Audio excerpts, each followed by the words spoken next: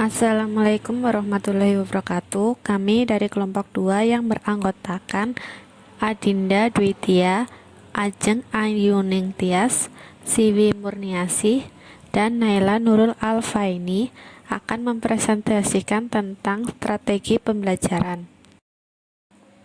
Pengertian dan hakikat strategi pembelajaran. Strategi berarti rencana yang cermat mengenai kegiatan untuk mencapai sasaran khusus. Strategi dapat pula diartikan sebagai suatu garis-garis besar haluan untuk bertindak dalam rangka mencapai sasaran yang telah ditentukan.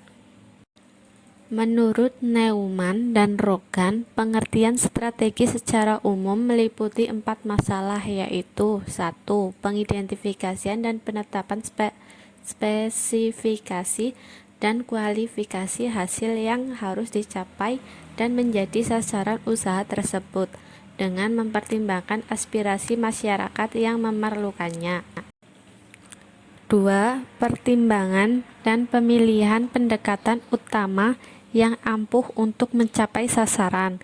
3. Pertimbangan dan penetapan langkah-langkah yang ditempuh sejak awal sampai akhir. 4. Pertimbangan dan penetapan tolak ukur dan ukuran baku yang akan digunakan untuk menilai keberhasilan usaha yang dilakukannya. Pendapat tersebut bila diterapkan dalam konteks pendidikan dapat diterjemahkan bahwa dasar-dasar strategi belajar mengajar secara lengkap meliputi: A. Mengidentifikasi dan menetapkan spesifikasi dan kualifikasi perubahan tingkah laku dan kepribadian peserta didik yang bagaimana yang diharapkan. B. Memilih sistem pendekatan belajar mengajar berdasarkan aspirasi dan pandangan hidup masyarakat. C. Memilih dan menetapkan prosedur, metode, dan teknik mengajar yang dianggap paling tepat dan efektif sehingga dapat dijadikan pegangan oleh para guru dalam menuaikan kegiatan mengajarnya. D.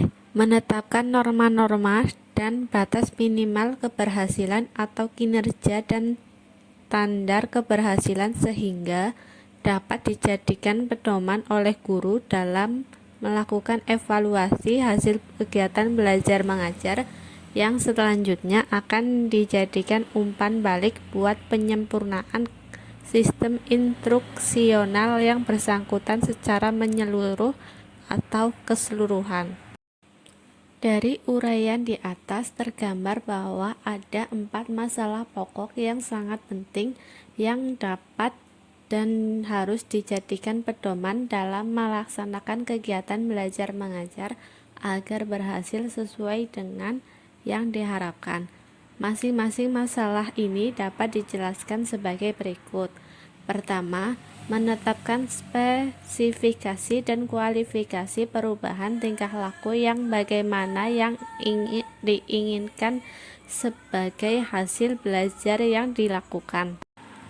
Kedua, memilih cara pendekatan belajar mengajar yang dianggap tepat dan efektif untuk mencapai tujuan.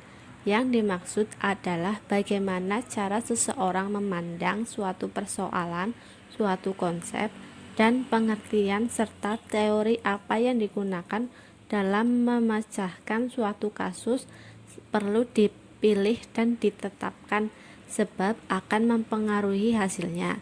Ketiga, memilih dan menetapkan prosedur, metode, dan teknik belajar mengajar yang dianggap paling tepat dan efektif. Keempat, menetapkan norma-norma atau kriteria keberhasilan sehingga guru mempunyai pegangan yang dapat dijadikan ukuran untuk menilai sampai sejauh mana keberhasilan tugas-tugas yang telah dilakukannya. Suatu program baru bisa diketahui keberhasilannya setelah dilakukannya evaluasi atau penilaian. Hakikat belajar. Belajar dan mengajar pada hakikatnya merupakan suatu proses yang terpadu dalam satu kegiatan, yaitu proses interaksi atau hubungan timbal balik antara guru dengan siswa pada saat pengajaran berlangsung. Dalam proses interaksi ini, peran guru tidak hanya sebagai pengajar yang menyampaikan pengetahuan kepada para siswa, tetapi lebih dari itu.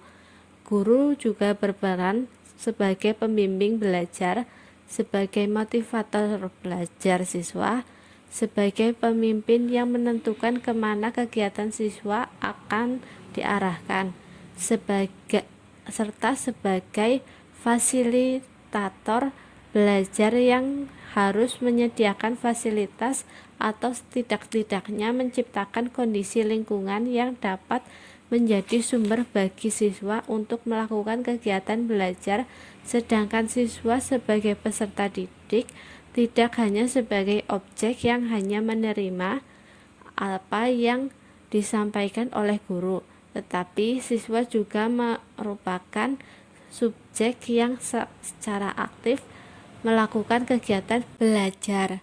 Belajar mengajar sebagai suatu proses di dalamnya harus terdapat 4 unsur utama, yaitu adanya tujuan, bahan atau materi pengajaran, metode dan alat pengajaran, serta evaluasi penilaian. Keempat unsur tersebut tidaklah berdiri sendiri, tetapi saling berhubungan dan saling mempengaruhi satu sama lainnya. Tujuan dalam proses belajar mengajar merupakan langkah pertama yang harus diterapkan.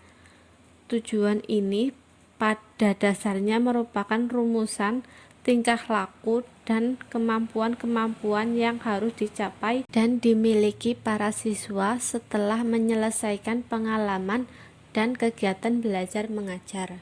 Metode dan alat yang diutamakan dalam proses belajar dipilih atas dasar tujuan dan bahan yang telah ditetapkan sebelumnya. Fungsi dari metode dan alat pengajaran adalah sebagai jembatan atau media transformasi bahan pengajaran agar sampai pada tujuan yang hendak diperoleh.